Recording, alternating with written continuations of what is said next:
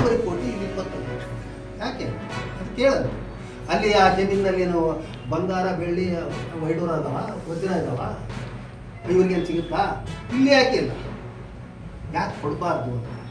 ಈ ಹಿಂದೆನೂ ಕೂಡ ಏನಪ್ಪ ಅಂದರೆ ಉತ್ತರ ಕನ್ನಡದಲ್ಲಿ ಕಾರವಾರ ಮತ್ತು ಅಲ್ಲಿರ್ತಕ್ಕಂಥ ಇದಕ್ಕೆ ಸುಮಾರು ಒಂದು 10 ವರ್ಷದಿಂದಲೇ 1 ಕೋಟಿ ಕೊಟ್ಟಿದ್ದಾರೆ. ನನಗೆ ಇನ್ಫಾರ್ಮೇಷನ್ ಇದ್ದಂಗೆ ಈ ಹಿಂದೆ ನಾನು ಪ್ರೆಸ್ ಮೀಟ್ನಲ್ಲೂ ಹೇಳಿದೆ, ನಾನು ಅಲ್ಲೇ ಕೊಟ್ಟಿದ್ದಾರೆ. ಅವಾಗ 16 ವರ್ಷದಿಂದಲೇ ಕೊಟ್ಟಿರುವಾಗ ಇವತ್ತು 25 ಲಕ್ಷಕ್ಕೆ ನೀವು ಒಪ್ಪಿಕೊಡ್ರಿ ಅಂತ ಹೇಳ್ತಾ ಇದ್ದಾರೆ.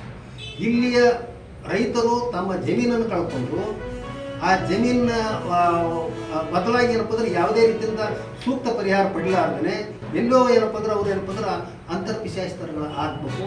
ಆಮೇಲೆ ಏನಪ್ಪ ಅಂದ್ರೆ ಆ ನೀರು ಮತ್ತು ಅಲ್ಲಿಂದ ಏನಪ್ಪ ಅಂದ್ರೆ ಹೈಡಲ್ ಪ್ರಾಜೆಕ್ಟ್ ಆಗುತ್ತೆ, ಅಲ್ಲಿಂದ ವಿದ್ಯುತ್ ಶಕ್ತಿ ಉತ್ಪಾದನೆ ಆಗುತ್ತೆ.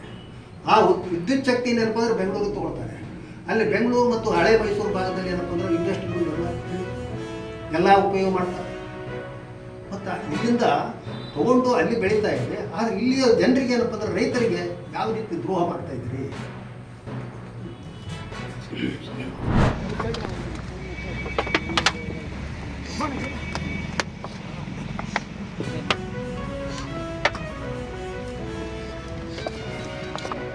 ಜಾತ್ರೆ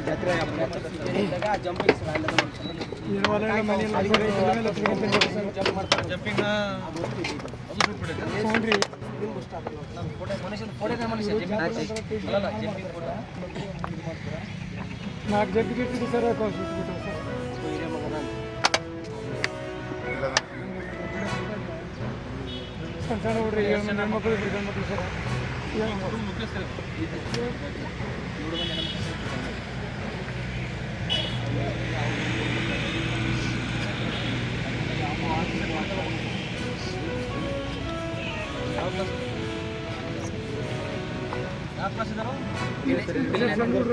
ಒಂದು 4 ವರ್ಷ ಹುಡುಗದನ್ನು 3 ವರ್ಷ ಒಳ್ಳೆತ್ತ ಬಂದರೆ ನಮ್ದು ಆಶ್ರಮ ಸಲ 10 ವರ್ಷ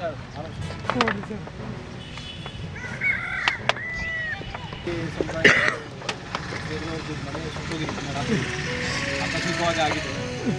ಪಾಪ ಬಡವರು ಇರ್ತಾರೆ ಮತ್ತು ಊರಿಗೆ ವ್ಯಾಪಾರ ಮಾಡ್ತಾರೆ. ಚಂದಾಸ್ತ ಸಮುದಾಯಕ್ಕೆ ಸೇರಿದವರಿದ್ದಾರೆ. ನಮ್ಮ ಗಮನಕ್ಕೆ ಬಂದಿದೆ. ಮತ್ತು ಈ ಎಲ್ಲ ಅಲೆಮಾರಿ ನಿಗಮದ್ದು ಉಸ್ತುವಾರಿ ನಾವೇ ಇದ್ದೇವೆ ಈ ಜಿಲ್ಲೆಯಲ್ಲಿ.